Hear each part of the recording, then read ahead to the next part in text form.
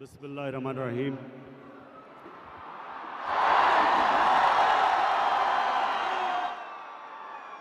इय्याका नअबुदु व इय्याका नस्तईन।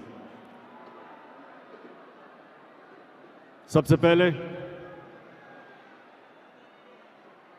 उस्मान डार आपको मैं खराज तहसीन पेश करता हूँ।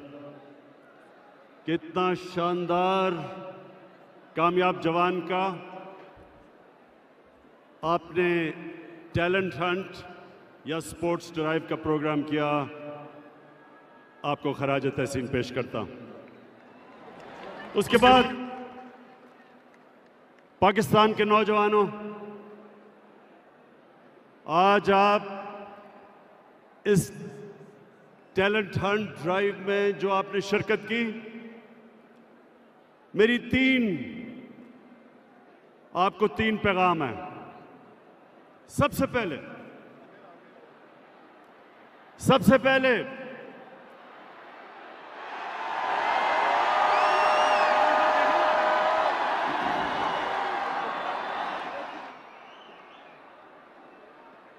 स्पोर्ट्स नौजवानों के लिए क्यों जरूरी है?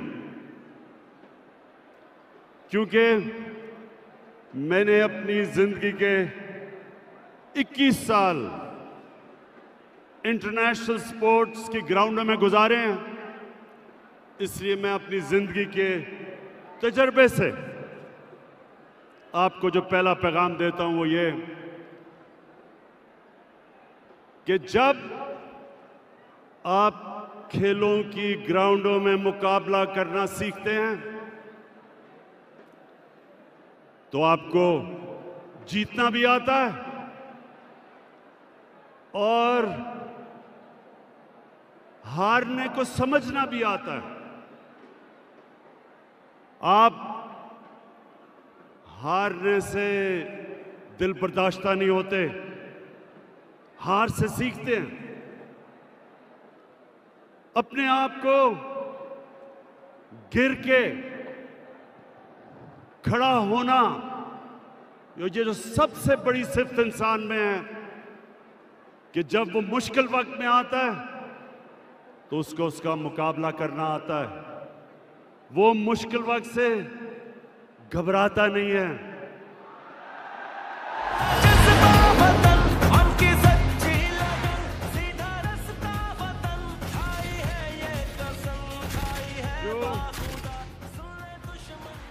असल में आप हारते तब हैं जब आप हारने के बाद दिल बर्दाश्त होके हाथ खड़े कर देते हैं, तब आप हारते हैं। जब तक आप हार से सीखते हैं, आप अपनी गलतियों का जायजा लेते हैं, फिर मेहनत करते हैं और फिर जब आप खड़े होते हैं आप पहले से ज्यादा बेहतर हो जाते हैं। तो ये सबसे बड़ा मेरे नौजवानों आपको सबक है कि स्पोर्ट्स जो आपको बुरे वक्त का मुकाबला करना सिखाती है, ये सबसे बड़ी आपकी जिंदगी की तैयारी करवाती है। जब आप जीतते हैं तो आपके पैर जमीन पर रहते हैं। आपका जीत के ये नहीं होता कि आप आसमानों पे चले जाते हैं। आपको पता होता है कि आज मैं जीता हूं लेकिन आगे मैं हार भी सकता हूं।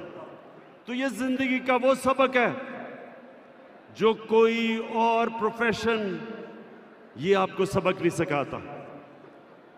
उसके अलावा स्पोर्ट्स आपकी सेहत के लिए जरूरी है। सेहत इंसान की सबसे बड़ी नेमत है अल्लाह की, इंसान के लिए। और अल्लाह उस नेमत जब आपको देता है तो आपको ध्यान रखना पड़ता है।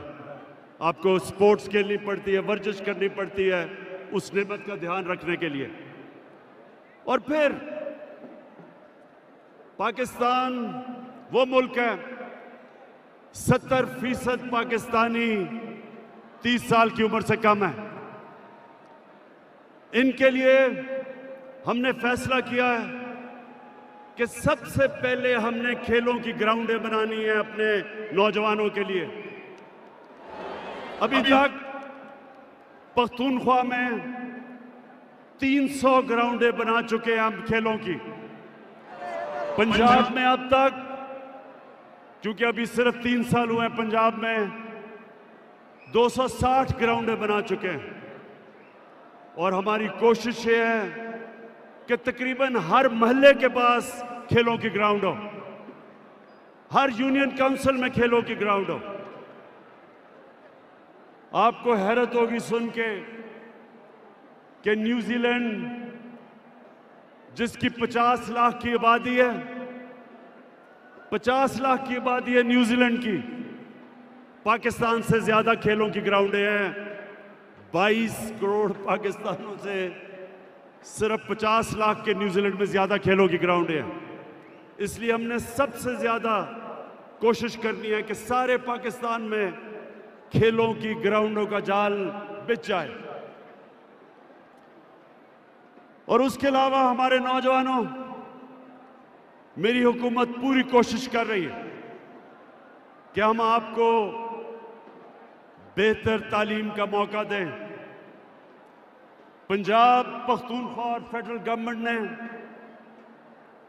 ये जरा गौर से सुने, हमारी 2 सूबाई गवर्नमेंट और फेडरल गवर्नमेंट ने 47 अरब रुपए की स्कॉलरशिप्स दी हैं। इसमें 47 अरब रुपए की स्कॉलरशिप्स, जिसमें 63 लाख नौजवानों को हमने स्कॉलरशिप्स दी हैं। ये पाकिस्तान की तारीख में सबसे ज्यादा पैसा अपने डिजर्विंग स्टूडेंट्स को हमने दिया। और आखिर में हमारी अब कोशिश है कि पाकिस्तान इंटरनेशनल लेवल की स्पोर्ट्स में पूरी तरह शिरकत करे। उसके लिए ये टैलेंट हंट एक तरीका है, ग्राउंडें, ज्यादा ग्राउंडें बनाना दूसरा तरीका है, और तीसरा